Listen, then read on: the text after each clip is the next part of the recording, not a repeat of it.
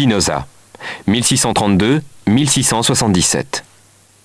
Né en 1632 à Amsterdam, d'une famille juive portugaise, Spinoza reçoit une formation talmudique et philosophique.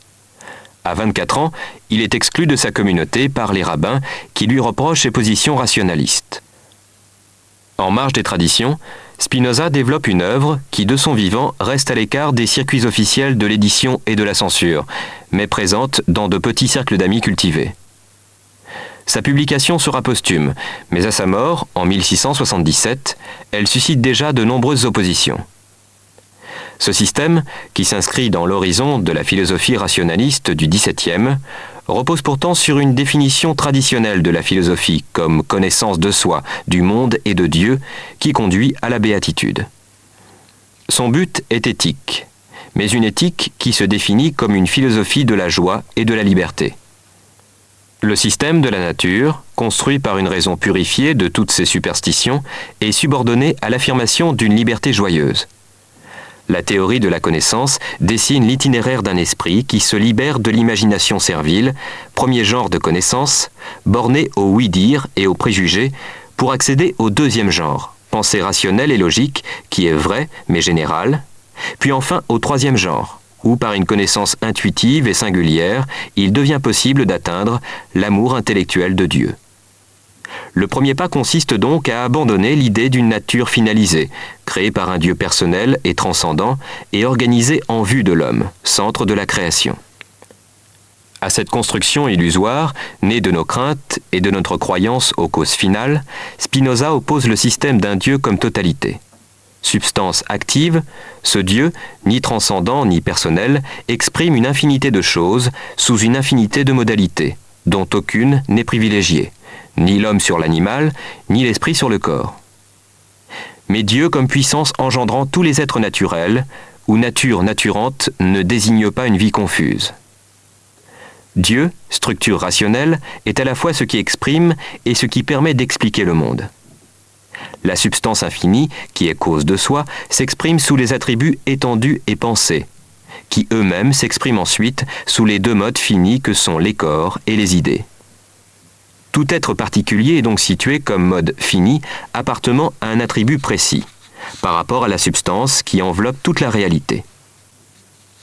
Ce système rationnel de la nature, où rien n'est sans cause et où toute cause est déterminable, libère notre imagination des mystères, des miracles et du surnaturel. Ainsi, l'homme n'est pas la juxtaposition d'un corps et d'une pensée qui seraient deux réalités hétérogènes, mais l'unité dynamique d'un corps et d'une idée de ce corps. Cette réalité humaine est un fragment du tout de la nature et en exprime partiellement la puissance. Autrement dit, l'homme est, comme tous les autres êtres, essentiellement désir, conatus, persévérant dans son être. Même l'activité intellectuelle affirme cet effort. Le désir n'est pas propre au corps, il est ce mouvement unique et essentiel où le corps et l'esprit augmentent en même temps leur puissance dans un sentiment actif de joie, ou la diminue, d'où un sentiment passif de tristesse.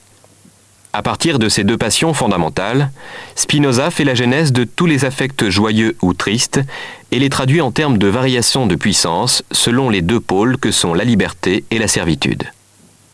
Ainsi, la passion affecte ensemble le corps et l'esprit, parce qu'en elle, tous deux sont asservis et soumis à des causes non comprises.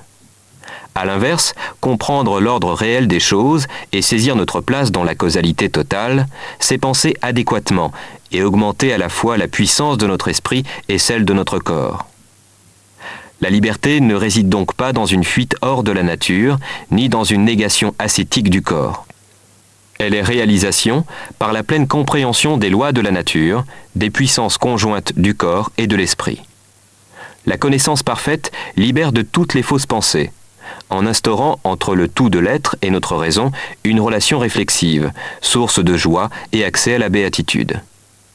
Une seconde naissance conclut ainsi l'itinéraire spirituel de l'éthique, où la raison va d'axiome en proposition, de Dieu comme structure abstraite du réel, à Dieu compris dans une intuition singulière qu'est l'amour intellectuel de Dieu.